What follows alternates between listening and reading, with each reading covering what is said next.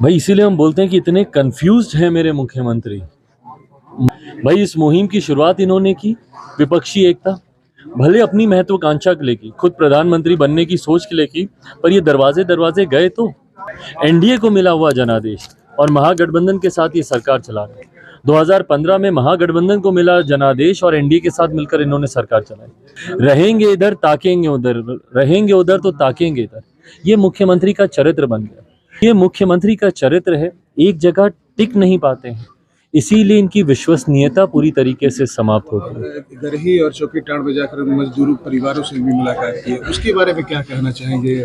वहाँ पर कुछ मांगे रखी गई है। ये जितनी दुखद ये घटना है, उससे ज्यादा दुखद राज्य सरकार का रवैया हो जाता है। परिवार ने अपने खाने कमाने वाले सदस्य को खोया और उनके जाने के बाद जो आश्रित है, जो बिहारी ही हैं और बिहार में ही रहते हैं, उनकी सुध तक लेना सरकार ज़रूरी नहीं समझती। हम लोगों ने कई बार बिहार फर्स्ट, बिहारी फर्स्ट के माध्यम से हम लोगों ने ये आग्रह किया है कि बिहार में अलग से एक मंत्रालय का गठन होना चाहिए और ये मंत्रालय सुनिश्चित करे कि कितने बिहारी हैं जो बिहार से बाहर रह रहे हैं और किन परिस्थितियों में रह रहे हैं।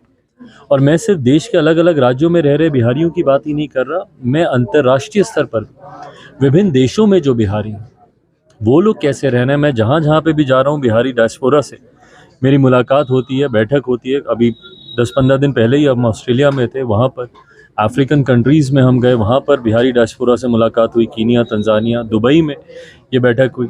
अगले महीने संभवतः मॉरिशस में इस तरीके की हम बैठक आयोजित करने जा रहे हैं। तो उन लोगों की समस्या या उन लोगों की कठिनाई, किन परिस्थिति में ये बिहारी दूसरे देशों में या दूसरे प्रदेशों में रह रहे हैं, ये आंकड़े सरकार के पास होने चाहिए।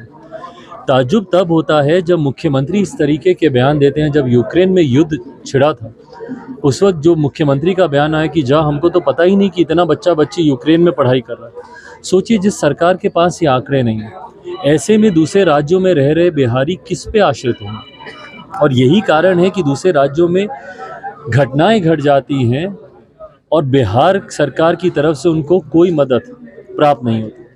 ताज़ा घटना, जिस तरीके से एक सिलेंडर फटने में वहाँ पे 4 लोगों की मृत्यु हुई, 4 लोग घायल हैं वहाँ पर। ऐसे में बिहार सरकार के द्वारा कोई मदद उन लोगों को मुहैया नहीं। उन्होंने अपने तरीके से किस तरीके से बॉडी को वहाँ पर लेकर आए, जिन लोगों का इलाज चल रहा है वो भी परिवार के सदस्य अपने माध्यम से कर रहे हैं। तो मुख्यमंत्री या बिहार सरकार कहाँ है? मुख्यमंत्री राहत कोष फिर किस दिन के लिए? जब यहाँ पे अधिकारियों से बात होती है तो बोलते हैं कोई प्रावधान नहीं है। भाई कैसे प्रावधान नहीं है? उनके आश्रित जो बिहार में रह रहे हैं बिहारी ही हैं, क्यों नहीं है उनके लिए प्रावधान? और अगर नहीं है तो ऐसे नियम कायदे कानूनों में बदलाव किया जाना चाहिए। और क्यों नहीं बिहार सरकार संपर्क साधती है वहाँ की सरकार से? भाई अगर हम वहाँ के मुख्यमंत्री से बात कर सकते हैं, हम स्थानीय सांसद से बात कर सकते हैं, हम स्थानीय विधायक से बात कर सकते हैं, हम वहाँ के डीएम से बात कर सकते हैं, और तो और जिस कंपनी में वो लोग काम कर रहे थे हम वहाँ के जीएम से बात कर सकते हैं, तो बिहार सरकार क्यों नहीं कर सकती? अगर सरकार करती तो अधिकृत तौर पे यकीनन एक बड़ी आर्थिक मदद उस परिवार को हो जाती जिस परिवार ने अपने खाने कमाने वाले सदस्य को खोया। पर परिवार का ये उदासीन रवैया, इनके वोट पर राजनीति ये लोग करेंगे। भाई जितने लोग गए सब मुसलमान परिवार से ही थे ना। एनवाई समीकरण की दुहाई देते हुए पिछले 33 साल से ये सरकार सत्ता में काबिज है, और आज जब वो अपने घर के परिवार के सदस्यों को खोते हैं तो कोई एक बार जाकर उनको देखना तक ज़रूरी नहीं समझता। भाई मुझसे व्यक्तिगत तौर पे जितना बन पड़ा आर्थिक मदद भी उनकी मैंने की है, मैं आगे भी मैं करूँगा। बच्चों की पढ़ाई की भी जिम्मेदारी मैंने उठाई है, वो भी मैं करूँगा। पर जो एक बड़े पैमाने पर जो मदद सरकार के द्वारा हो सकती है वो सीमाएं तो मेरी नहीं है ना। और ऐसे में सरकार की उदासीनता, प्रशासन की उदासीनता दर्शाता है कि ये सरकार सिर्फ वोट बैंक की राजनीति करना चाहती है। सही समय पर जब बिहारियों को इनकी ज़रूरत है तो उस वक्त ये सरकार मौजूद नहीं होती। मध्य प्रदेश में अगर देखा जाए तो जिस तरह से जेडीयू कैंडिडेट उतारा है, तो INDIA गठबंधन का फ्यूचर आपको क्या नजर आता है? भाई इसीलिए हम बोलते हैं कि इतने कंफ्यूज्ड हैं मेरे मुख्यमंत्री, महा कंफ्यूज्ड। इस मुहिम की शुरुआत इन्होंने की। भाई जिसको आप शुरू कर रहे हैं उसको पूरा तो कीजिए। ये इनका चरित्र बन गया, ये इनकी कार्यशैली का एक आधार बन गया है अपने कार्यों को अधूरा छोड़ना।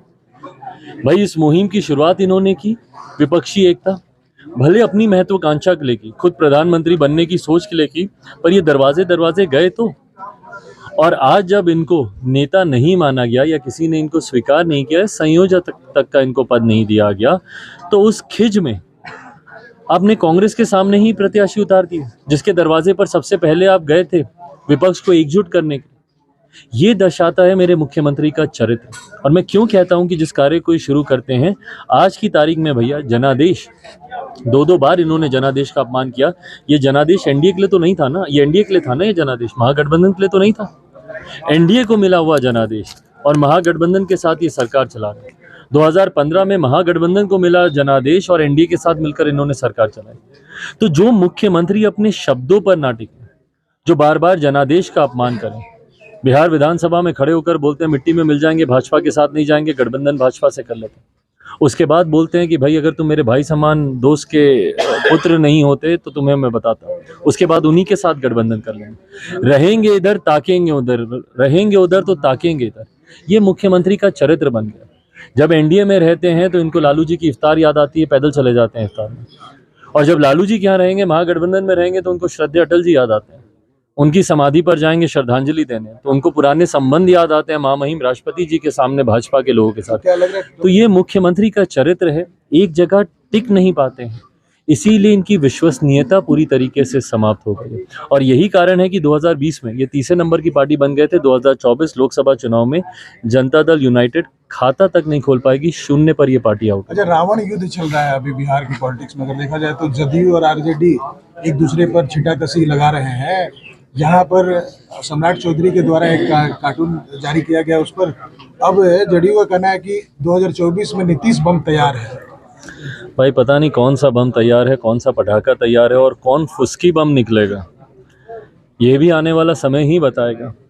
इतना ज़रूर है कि बिहार की जनता के आक्रोश के बम को मेरे मुख्यमंत्री इस बार सहन नहीं कर पाएंगे। जिस चिराग मॉडल का जिक्र इनके राष्ट्रीय अध्यक्ष ललन बाबू करते हैं, उस चिराग मॉडल का जो बम इस बार लोकसभा के चुनाव में आएगा, संभवतः मेरे मुख्यमंत्री उसको बर्दाश्त नहीं कर पाएंगे। अभी तो तीसरे नंबर पर ही गए हैं, इस बार खाता तक खुलना उनके लिए मुश्किल होगा। अच्छा, एनसीईआरटी समिति ने ये मांग किया कि इंडिया शब्द को हटाकर भारत शब्द किया जाए किताबों में, इसको आप कैसे ले रहे हैं, क्या होना चाहिए? भाई मुझे कोई फ़र्क नहीं पड़ता, मैं सही में उस बात पे यकीन करता हूँ कि नाम में क्या रखा है। काम से आपकी पहचान होती है, आप रखिए, नाम बदलना है बदलिए, कोई दिक्कत नहीं है भाई। संविधान दोनों नामों को मान्यता देता है। इंडिया दैट इज़ भारत, ये हमारे कॉन्स्टिट्यूशन में लिखा हुआ है, तो दोनों नामों को मान्यता देता है। उससे ज़्यादा मेरा विश्वास सरकारों के द्वारा किए गए कार्यों पर है, जहां एक तरफ केंद्र सरकार का यकीनन कार्य सराहनीय है, राष्ट्रीय ही नहीं अंतर्राष्ट्रीय स्तर पर आज की तारीख में जिस तरीके से हमारे देश का मान बढ़ा है, देश का अभिमान बढ़ा है, उसका श्रेय यकीनन मौजूदा केंद्र की सरकार और हमारे प्रधानमंत्री आदरणीय नरेंद्र मोदी जी को जाता है। बट नाम की राजनीति कोई करना चाहे नहीं करना चाहे, उससे ज़्यादा मेरा विश्वास उनके द्वारा किए गए कार्यों पर है। चिराग जी, एक चीज़ बताइए कि आपके दल ने बयान दिया था कि उनकी मेमोरी लॉस हो रही है, उनको दवा दिया जा रहा है ललन सिंह के द्वारा, इस पे आप क्या ख्याल? भाई अगर ये सही है तो मैं उनके जल्द स्वस्थ होने की मैं कामना करता हूँ। मेरे मुख्यमंत्री हैं और यकीनन मैं चिंतित हूँ उनके लिए। उम्र में मुझसे बड़े हैं, रुतबे तजुर्बे में मुझसे बहुत बड़े हैं, और मैं चाहूँगा व्यक्तिगत तौर पर कि मेरे मुख्यमंत्री हमेशा स्वस्थ रहें, उनकी लंबी आयु हो। पर हाँ, उनकी नीतियों का मैं विरोधी कल भी था, आज भी हूँ और आगे भी रहूँगा। लग रहा है उनका मेमोरी लॉस हो रहा है। भाई मैं नहीं कह सकता, जो उनके करीबी हैं, जो उनके करीबी हैं वही अधिकृत तौर पर इसको बता सकते हैं। ये लग रहा है कि साजिश हो सकती है, उनकी मेमोरी लॉस हो। भाई मुझे नहीं पता, बट कई बार मीडिया के माध्यम से ही ऐसी चीज़ें सामने आती हैं। जब वो कहते हैं कि भाई गृह मंत्री को फ़ोन लगाओ, इस तरीके की जब वीडियो सामने आते हैं, ज़रूर चिंता होती है। बट जैसा मैंने कहा कि वो स्वस्थ रहें, ये कामना लग रहा है कि नहीं?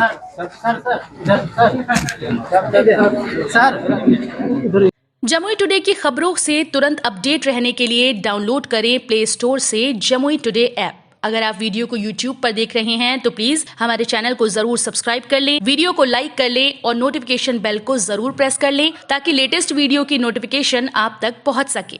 इसी के साथ अगर आप हमारे वीडियो को Facebook पेज पर देख रहे हैं तो प्लीज वीडियो को लाइक और शेयर जरूर